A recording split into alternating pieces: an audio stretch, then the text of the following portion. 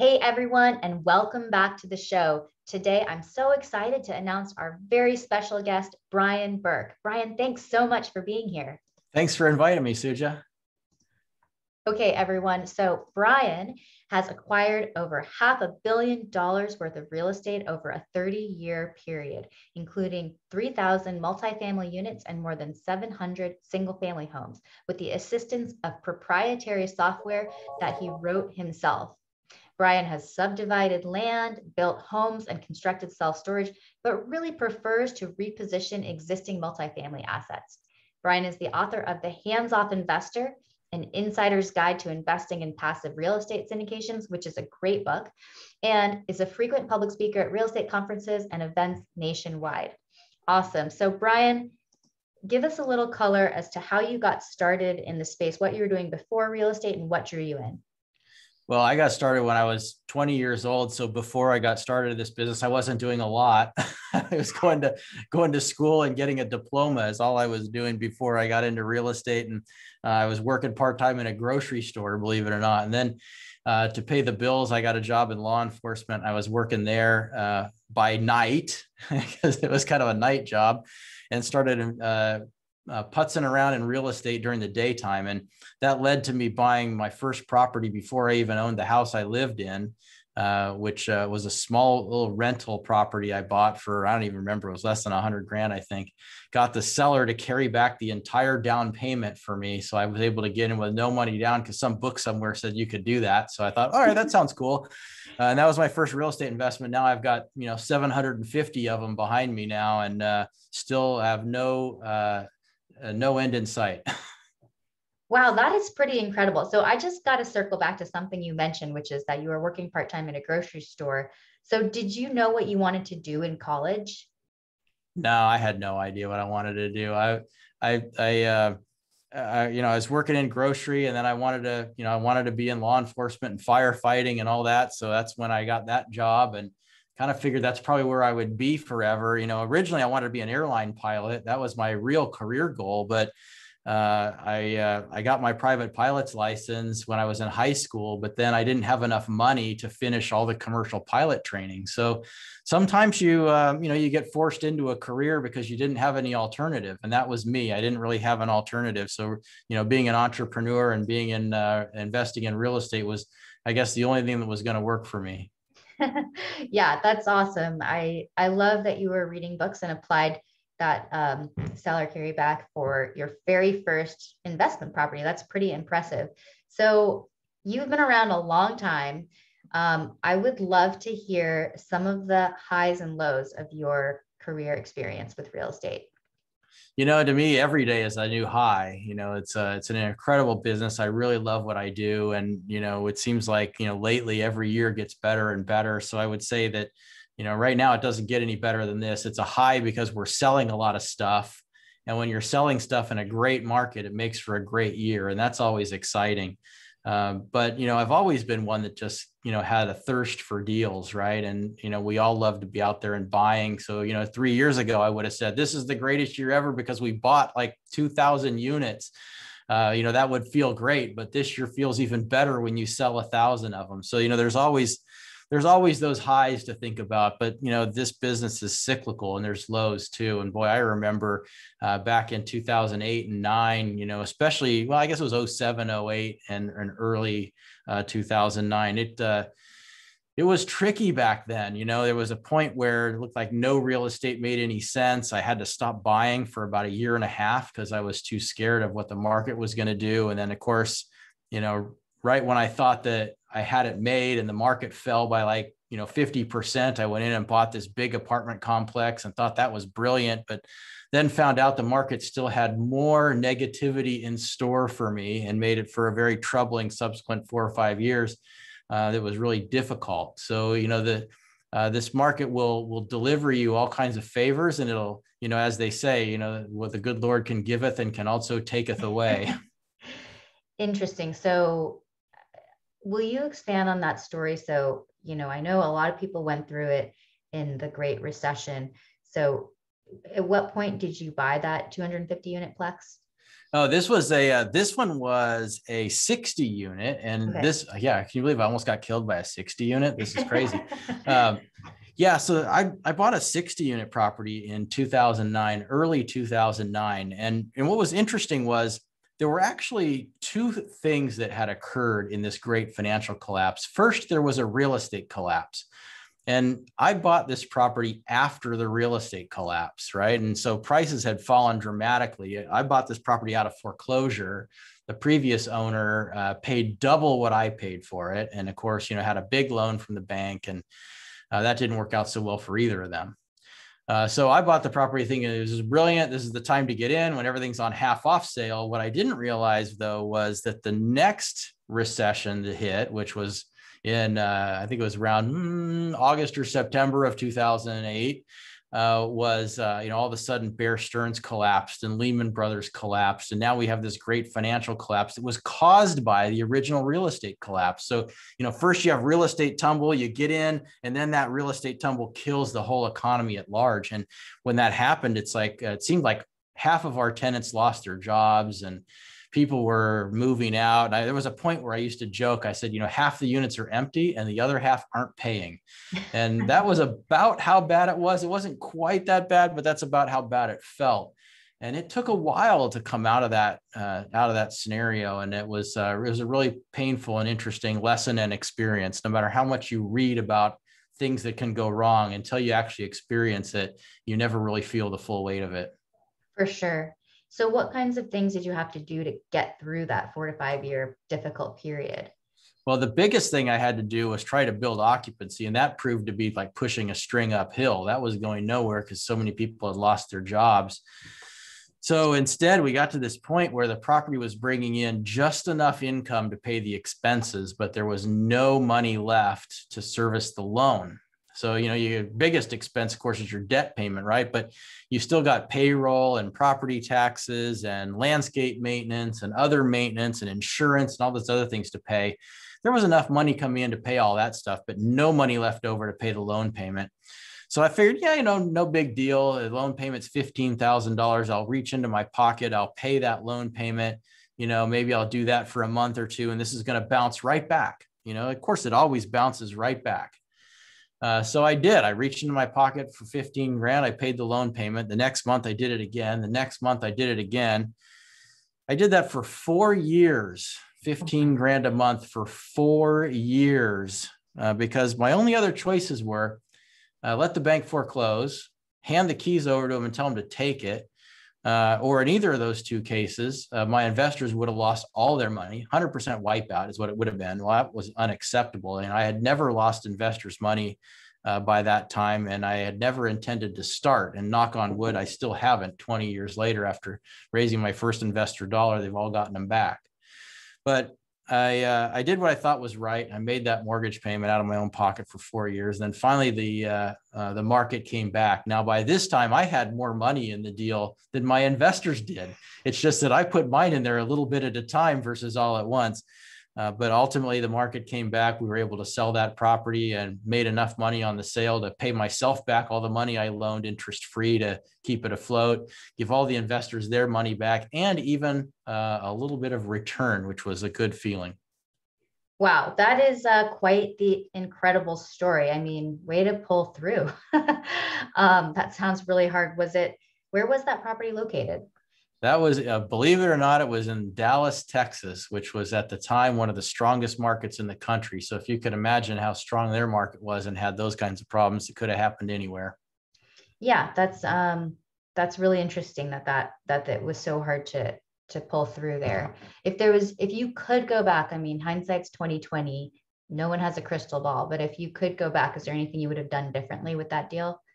Yeah, I would have raised more money from investors, so I could have had a smaller loan. Our biggest problem there was we were over leveraged, and it was, back to this no money down real estate book thing. Remember that? Well, what I did on this deal was it was a unique arrangement where the lender had foreclosed on the former owner and the property was in receivership. And what they agreed to do for me is they said, look, we'll finance 100% of the purchase price by writing down our loan balance to the purchase price. You can come in with no money down whatsoever. And I'm like, no money down? Geez, that's all the books say to do that. So all I did was raise enough money to do all the improvements that needed to be done and pay the closing costs. In retrospect, what I should have done was raise about twice as much money, put the balance of it down. So I had a smaller loan, which would have enabled me to get a lower interest rate and had a smaller payment and more cash reserves. I thought that I had raised enough cash reserves, but realized you can burn through that very, very quickly. So I learned a lot of lessons. I also learned that Class C property, which everybody at that point was telling me, Class C is the one to be in. Everybody needs a place to live. The A's will move to B's, B's will move to C's. You'll always be full. But what I learned was C property tenants are the first ones to lose their jobs. And those are the last jobs to come back oftentimes. And so the C's get hurt the hardest. And so I learned a lot of lessons about what to buy, where to buy, how to finance, how much extra cash to raise. And it was a great learning foundation for me to make sure that none of that ever happened to me again. And knock on wood, it hasn't. And it totally changed the way we approach real estate, underwriting, safety, risk. All of those things play right back into that one deal. Wow. There is so much there, Brian. I want to just touch on something you mentioned about leverage. So is there a rule of thumb that you go by when you're, a range of leverage that you're willing to take on a deal going forward? Well, for me, the less, the better. We like to be in deals at 65% to purchase price. The most we'll do is 75% to total cost, which is purchase price plus renovation. We tend to stay at 75% to purchase price or lower. So anywhere in that 65 to 75% range is generally where we like to live. And that means, of course, we're a syndication sponsor, right? So we raise money from high net worth individuals and family offices to fund our acquisitions. And we're never going to be the highest return. We're not going to have the highest projected return. But I think we have a really good risk profile. And to me, that's where we place our priority. Our priority is not to lose people's money is priority number one. Priority number two is to make a good return. And so, we take on less debt. We forecast lower returns, and we try to be that, middle of the road, good risk versus return option for people. That's very wise, I would say. It's so easy to get tempted into wanting to have projections show like higher and higher returns, but ultimately, as far as it seems like a long-term strategy, you want to keep your investors, it's so much better to underpromise and overdeliver. So yeah. If I lose their money, they have no money left to invest. So it doesn't do me any good if we're losing money. You got to first make sure that they get that money back. And then secondly, you got to make sure they get a return. Because look, we want repeat investors. We also want that money to cycle back to us. If we lose it, we get neither. For sure. So just so I'm clear, so the reason that you're projecting lower returns is because you're taking on less debt and so leveraging less. Is that accurate, or is there more to it? Yeah, well, there's a little bit more to it. It's less debt and less risk. So, we're looking now, we're mostly in Class A and B properties, lower leverage, very high growth markets where we have a lot of tailwind behind us from population growth, job growth, and income growth. So we tend to minimize our risk component by having desirable locations, desirable properties, and not too much debt. Really, the key is to be able to survive any type of adverse event or cycle. That's the real key to this business. I can have a very long career if I survive. I have a very short one if I go too far out on the risk curve. For sure. So, Brian, will you tell us about Class A, B, and C, and why it is that you're currently in A and B? A lot of people say Class A is risky because when the economy tanks, those people will move to B. So why do you see that as a lower risk category? Seems to me that most people that say that Class A is higher risk are people that are investing in Class C apartments. And maybe it's self-serving because that's the way they get investors to invest in their Class C apartments. I learned the hard way Class C apartments is a difficult road to hoe, and it's not easy street. There's a lot of risk associated in Class C multifamily housing, and some of that risk is manageable and some of it's unpredictable. And that's what makes Class C so interesting is we'll have a third of the properties severely overperform. We'll have a third of the properties that go right down the middle of the road, and we have a third of them that are like total failures.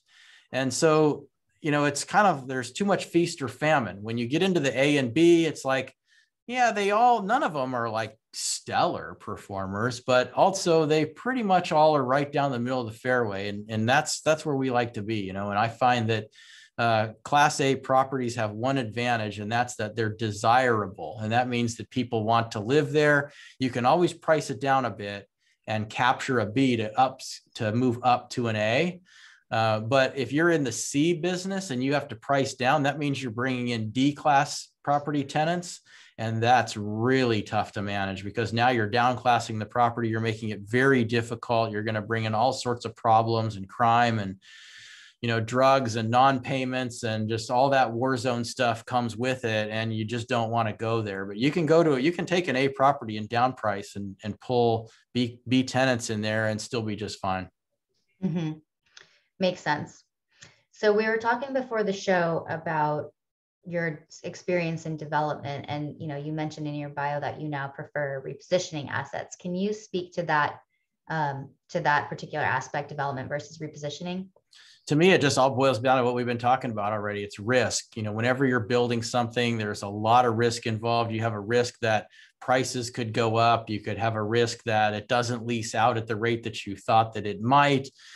You have the risk that your borrowing costs could increase. You have just all kinds of different risks that are involved in development. A good case in point, I built a self-storage facility about 15 or so years ago, and I got the building permit and we started the underground. And while we were in our underground construction phase, we're beyond the point of no return now. You can't stop this project. Steel prices doubled. Now, when you're building a building completely out of steel, what do you think happens to your total cost of construction? So it went massively over budget. It was completely beyond my control. And then when we started to lease up of the self-storage units, of course, all the studies said an 18-month lease up. Well, it took 3.5 years to lease that thing up to 80% occupancy. And so all of those things got together to make it a really painful experience. And that's development in a nutshell. All kinds of things outside of your control can happen at a time when you're the most vulnerable, and there's really nothing you can do to stop it. And for me, that's just risk I don't need this late in life.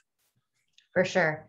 Yeah, it makes a lot of sense. And so would you say that you have chosen I know you've been through a lot of different sort of cycles, and what would you say, like, the main reason that you don't want to do development anymore? Is it just, you just don't want the headaches, or you don't want the risk? I know you just touched on that, but will you expand on that a little bit more? Yeah, I just don't want the risk. It's difficult to start over because you get wiped out from some adverse event that's beyond your control. But it's survivable if you're young enough and you got enough years. I went through that 2008 thing. I thought it was going to wipe me out. But here we are 13 years later, and our business is bigger and stronger than ever. Well, if 3 years from now, something like that were to happen to me again, and then in another 15 years, it takes me to get back to having a great business again, now we're talking that's 18 years from now, and I'm almost 70 years old. So there's just no reason for me to extend myself that far out on the risk curve anymore. For sure. Okay, so we've talked about risk a lot. Is there anything else you would like to share with the listeners about how to mitigate risk when investing in real estate? Obviously we could talk at length. Is there anything that comes to mind? Yeah, the big thing is leverage. It's like when I look back at, the great collapse of 07, 08, 09, 2010, most of the people with the biggest trouble had the most leverage. At that time, we were buying a lot of single family homes out of foreclosure at the courthouse steps. And we bought 500 or 600 houses during that window of time. And probably in all but a very small handful of cases, those houses had loans against them that were way more than the property was worth. And that's how people got stuck in that situation. And the people who had smaller loans survived. They kept their houses. Maybe it was tough for a while, but they kept them. Their lenders would be more willing to work with them, because they had equity and they could get a refinance and that sort of stuff. But those who had the biggest loans suffered the most. And that's, same thing happens in multifamily. And I see a lot of people out there right now buying properties with high leverage bridge loans at 90% the cost without a lot of money down, and maybe even preferred equity slices in behind their common equity. And you've got all this, so-called debt on the capital stack, and it really extends you out on the risk curve a lot. And, if the market sees a shift to the worse, it's those people who are going to unfortunately suffer the most. For sure. Thanks for that. So what inspired you to write the book, The Hands-Off Investor? I think it came down to three things. I mean, one was people had been telling me for years, if not decades, I should write a book.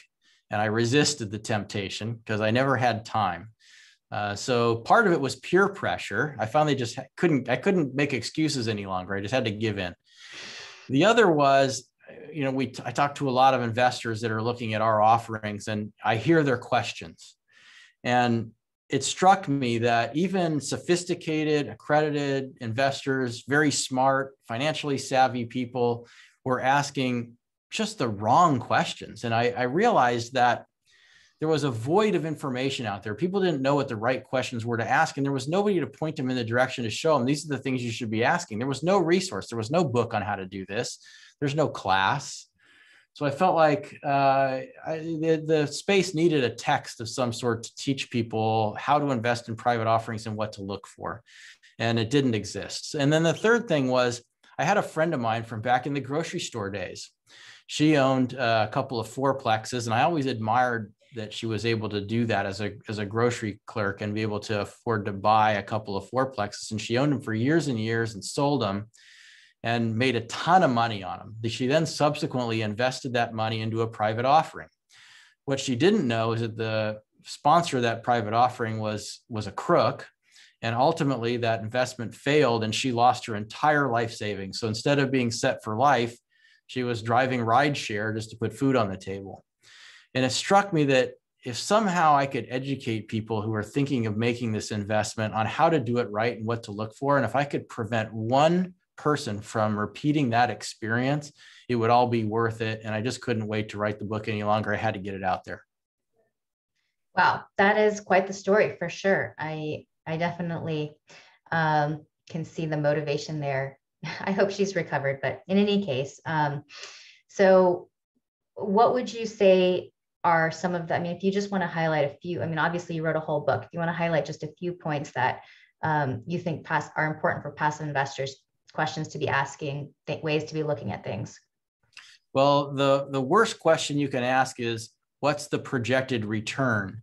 Because that question does not matter at all. What matters is what assumptions went behind developing that projected return. But before we even get down that rabbit hole, the most important question of all is the question that isn't even a question. It's a concept you have to be able to seek out the answer for. And that concept is, you have to know the character of the sponsor that you're investing with, their moral character, their experience, their track record, and who they are and what they know is more important than anything else. So a lot of people ask, a common question is, how do I find deals to invest in? And it's entirely the wrong question to be asking. The right question to be asking is, how do I find sponsors to invest with? Because once you find the right sponsor and you've vetted them and you've done all of your due diligence and you're confident that they're of high moral character, that they are skilled and knowledgeable and have a good track record and all of those things, once you've checked off that box, then you don't even have to worry about finding deals to invest in. They'll be bringing you deals. And if they're any good, they'll be bringing you good ones. So the most important thing of all when investing in passive real estate offerings is go find the right people, because that's going to make more difference than that real estate ever will. For sure. That's really great advice. And yeah, I definitely, it's so easy to get sucked in by projected returns, but knowing who you're investing with and whether they're going to stand by what they say they're going to do is so important. And I just want to bring it back to one thing that we talked about in the beginning of the show, and that's that 4 years that you were making those $15,000 payments. How did you make it through mentally that experience? Because I mean, even though you knew it was the right thing to do, I'm sure it probably felt challenging along the way to keep doing it, not knowing when it would end. Oh, it was enormously challenging. And of course, the conversations at the dinner table were never easy. Why are we dumping all of our earnings into this loser? But I just knew, A, it was the right thing to do. B, eventually it would come around. And C, and most importantly, if I didn't do this, my career would be over.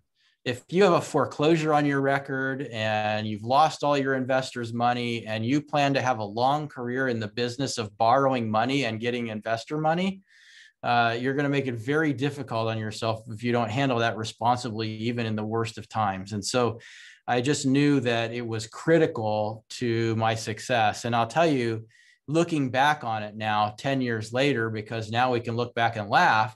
But when I look back on it now, it was the smartest move I ever could have made, because now it has become our biggest marketing piece. Because imagine when you have a new investor that's never met us before that calls and says, how can I know I can trust you with our money? It's like, well, let me tell you a story.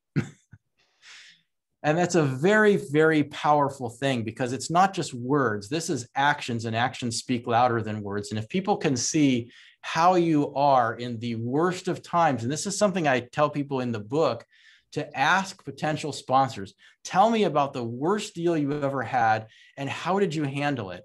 And it's not so much that they had a bad deal, because anybody that's been in this business will have had one. And if they say they haven't had one, then they're obviously one to cross off your list because they haven't been doing it long enough. It's not that. It's the real key is how they answer it. What did they do?